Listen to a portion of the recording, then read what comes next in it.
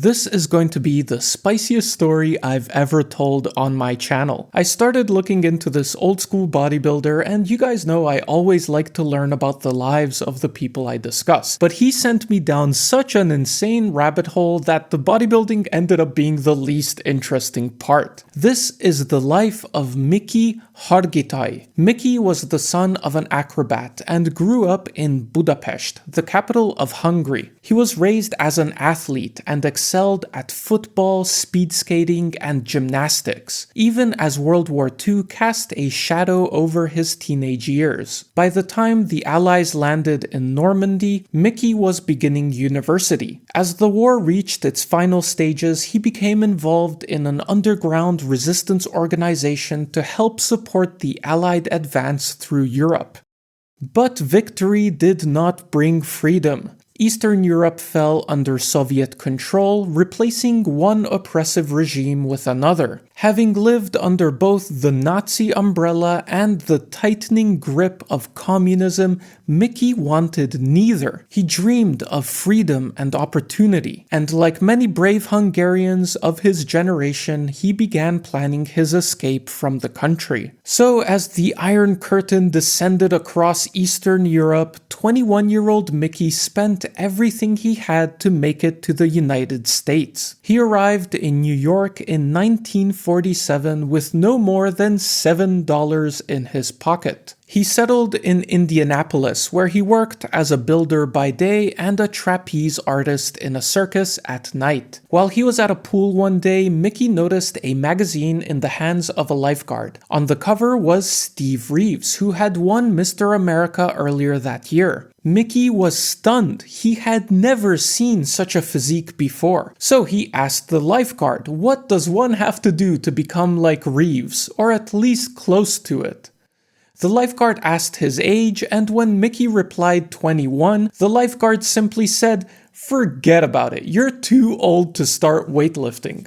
Which is a totally ridiculous thing to say, and of course Mickey didn't believe that for 1 second. So when he got home, he started looking for a gym in the phone book and found a listing for Bobby Higgins, world champion weightlifter. Mickey went to Bobby's gym and found it empty, except for a loaded barbell resting on a platform. So he thought, let's give it a try. He walked up to the bar, picked it up off the floor, threw it above his head, and dropped it back down. Which is when Bobby came running out of the other room screaming, "What the hell are you doing, man? Can't you see the sign? No dropping weights, I'm gonna lose my lease." Once Mickey apologized, Bobby asked if he had ever lifted weights before. Mickey showed him the sorts of things he could do, like a backflip and walking on his hands, but admitted it was his first time lifting a barbell. Bobby was shocked. He said, "Well, you're a natural. Do you have any idea how much you just lifted?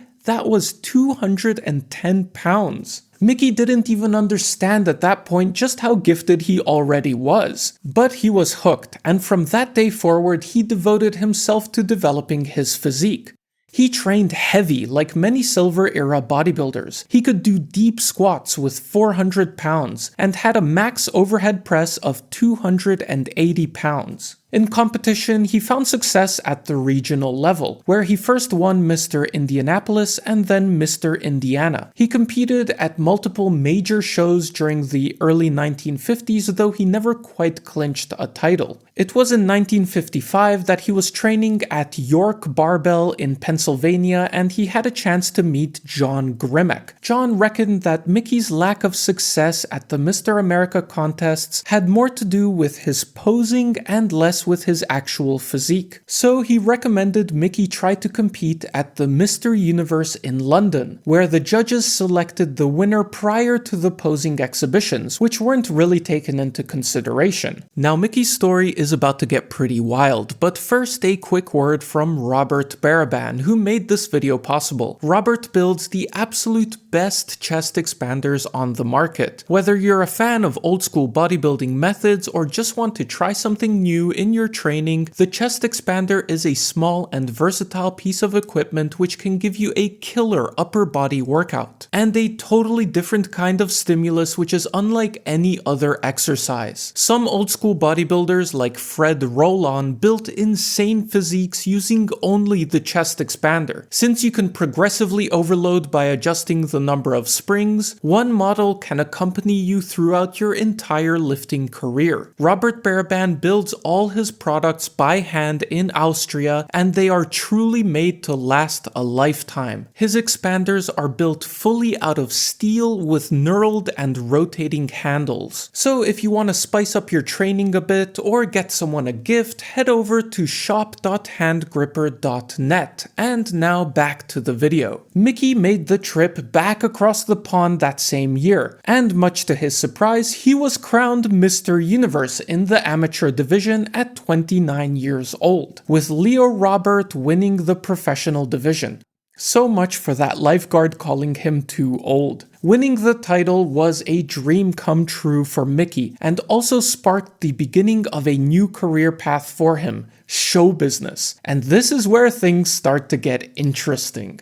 Upon his return to the States, he got an offer to work with Mae West, where several other famous bodybuilders like George Eiferman, Dick Dubois, and Armand Tani formed a part of her musical act. During one performance in New York in 1956, Jayne Mansfield was in the audience. As the story goes, when the waiter came to take her order, she said she'll have a steak and the man on the left, referring to Mickey on the stage. This exact scene was portrayed in a 1980 movie by none other than Arnold Schwarzenegger playing Mickey. The Latin Quarter proudly presents The Mae West Show, starring Mickey Hargitay.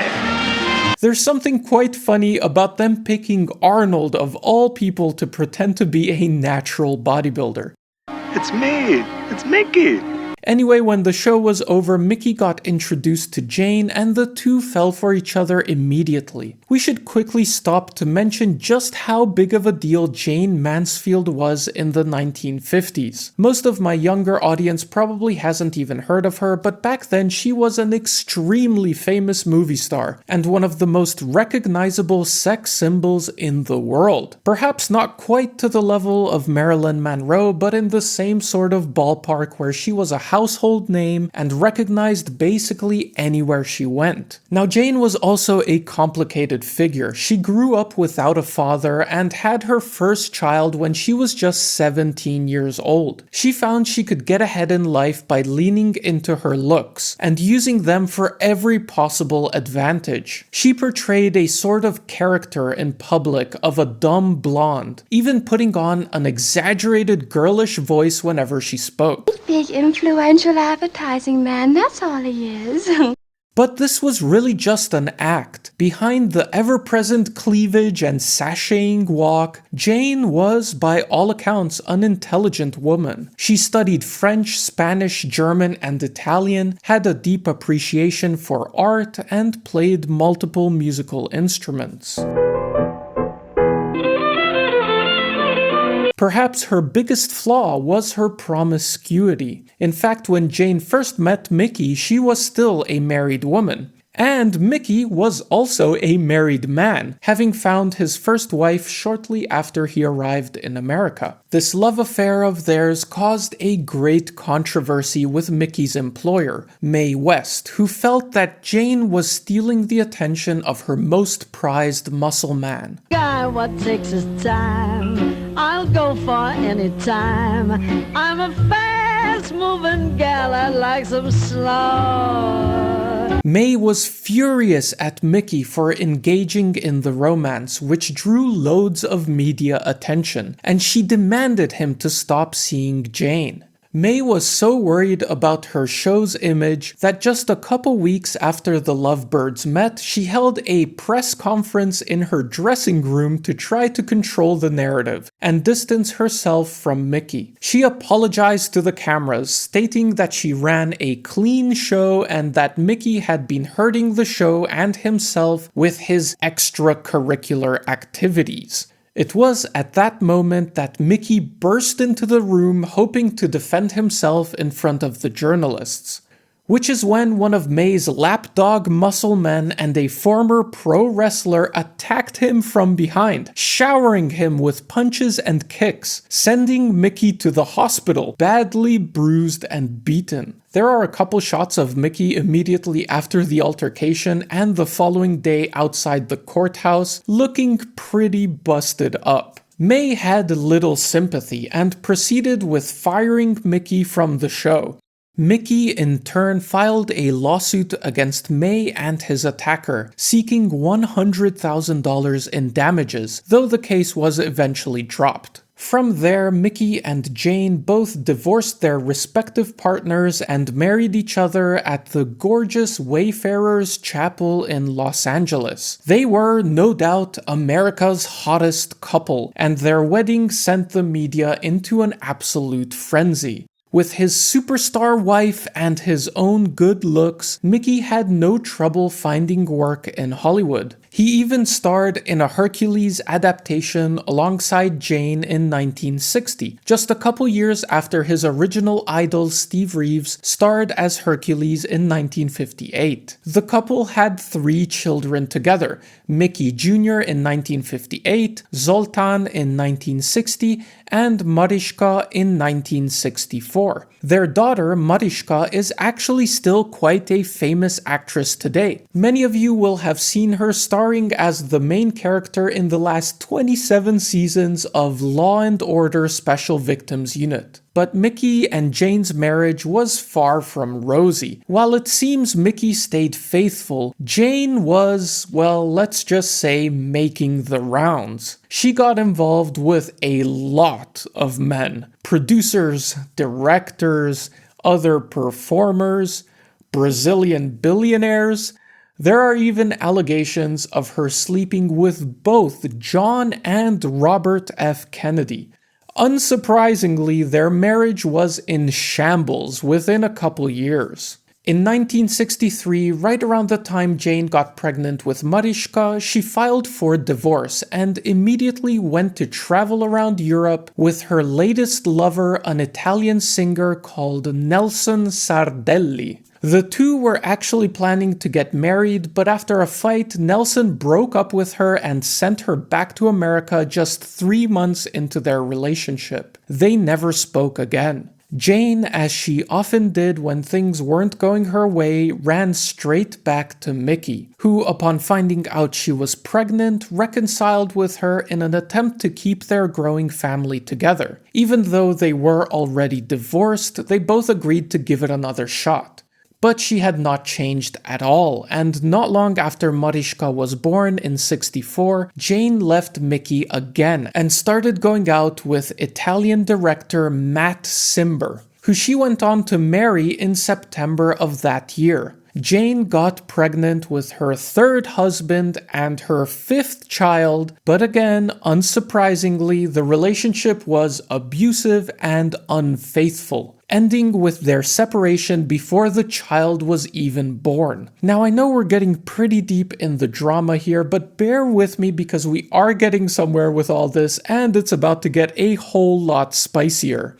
By this point, Mickey's Hollywood career was really picking up, but Jayne was falling apart. No longer able to land the blockbuster acting roles she was used to, she became a heavy drinker and pill popper, and her career was reduced to singing at nightclubs. As Jayne was going through her 3rd divorce in 1966, she began sleeping with her attorney, Sam Brody. Now, would it surprise you if I said this latest relationship was also abusive and totally dysfunctional? Shocking, right? Even still, whenever she got into trouble, she would call up Mickey, who was always there for her. In June of 1967, Jayne was performing at a show in Biloxi, Mississippi, and at midnight of that same day, she was scheduled for another show at a nightclub in New Orleans, about an hour and a half away. She was traveling by car with herself, a driver, and her boyfriend Sam on the front bench and her kids in the back when the speeding car smashed into the back of a slow-moving semi-truck. 34-year-old Jayne and the 2 other adults in the front were killed immediately upon impact. Zoltan and Mickey Jr. were rescued by bystanders from the back seat and rushed to the hospital.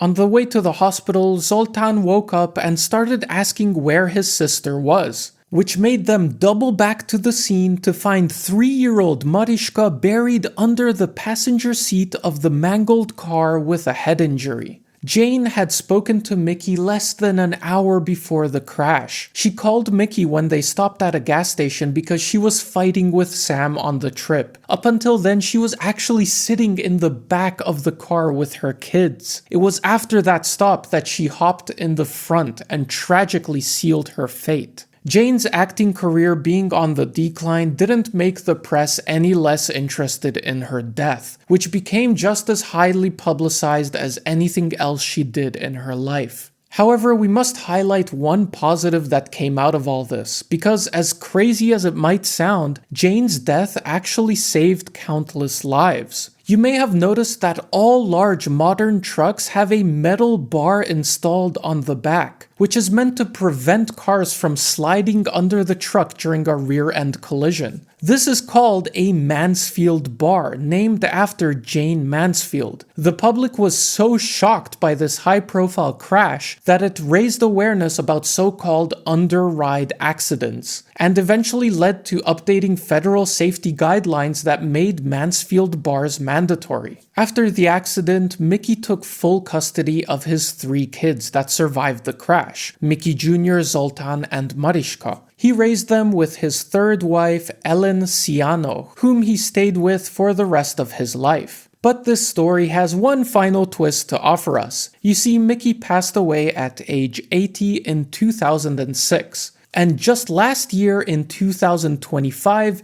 his daughter Mariska released a documentary titled My Mom Jayne, where she revealed to the world for the first time that Mickey was in fact not her father.